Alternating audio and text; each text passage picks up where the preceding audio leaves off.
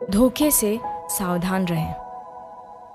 दूसरा कोरिन्थियों के पत्र अध्याय 11 वाक्य 3 में लिखा है, परंतु मैं डरता हूं कि जैसे सांप ने अपनी चतुराई से हवा को बहकाया, वैसे ही तुम्हारे मन उस सीधाई और पवित्रता से जो मसीह के साथ होनी चाहिए कहीं भ्रष्ट ना किए जाएं। उत्पत्ति अध्याय 3 एक बार बार होने वाले और खतरनाक धोखे के पैटर्न को उजागर करता है जो इतिहास भर बना रहा है। इसकी शुरुआत होती है हवा के शैतान को ईमानदारी से यह बताने से कि परमेश्वर ने अदन की वाटिका में भले और बुरे के ज्ञान के वृक्ष के विषय में क्या कहा था। इस वाटिका के वृक्षों के फल हम खा सकते हैं, पर जो वृक्ष वाटिका के बीच में है उसके फल के विषय में परमेश्वर ने कहा है कि न तो तुम उसको खाना और न उसको छूना, नहीं तो मर जाओगे। उत्पत्ति 3 वाक्य 2 से 3। तब शैतान ने उत्तर दिया, तुम निश्चय न मरोगे। उसने सीधे परमेश्वर का खंडन किया, परंतु यह यहीं समाप्त नहीं हुआ। अगली आयत कुछ और गहरा प्रकट करती है जब शैतान आगे कहता है, उत्पत्ति अध्याय 3 वाक्य 5 में, वरन परमेश्वर आप जानता है कि जिस दिन तुम उसका फल खाओगे उसी दिन तुम्हारी आंखें खुल जाएगी और तुम भले बुरे का ज्ञान पाकर परमेश्वर के तुल्य हो जाओगे। उस कथन के साथ शैतान ने परमेश्वर का खंडन करने से बढ़कर उन पर धोखे का आरोप लगाया। आज भी यही बात है।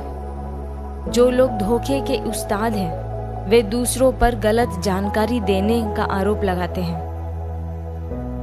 शैतान ने परमेश्वर पर गलत जानकारी का आरोप लगाया। उसका सुझाव यह था कि परमेश्वर असली सच्चाई जानता था, परंतु उसे आदम और हवा से छिपा रखा। यह धोखे का उस्ताद है जो स्वयं को सत्य बोलने का दिखावा कर रहा है।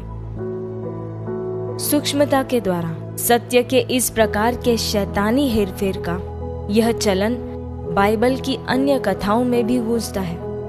उदाहरण के लिए दूसरा शमूएल अध्याय 13 में ऐसा ही धोखा देखने को मिलता है। कहानी राजा दाऊद के बेटे अम्मोन से शुरू होती है, जिसने अपनी बहन तमार के लिए वासनापूर्ण जुनून विकसित हो गया। सेप्टिजेंट बाइबल ने स्पष्ट किया है कि यह वासना से प्रेरित प्रेम था, न कि सच्चा स्नेह। उसका जुनून और तीव्र हो गया और वह लालसा के कारण बीमार हो गया। खतरा तब उत्पन्न हुआ जब अम्मोन का मित्र योनादाब, जिसे बहुत ही सूक्ष्म मनुष्य कहा गया है, हस्तक्षेप करता है। योनादाब एक चालाक सलाहकार था जिसने अम्मोन को विनाशकारी कार्यों के लिए उकसाया, जो अंततः त्रासदी और मृत्यु का कारण बना। आपको परमेश्वर ने जो उनके वचन में कहा है उसके साथ बने रहकर अपने हृदय को धोखे से बचाना है। शैतान के विरोधाभासों और विकृत सत्य को अस्वीकार करें।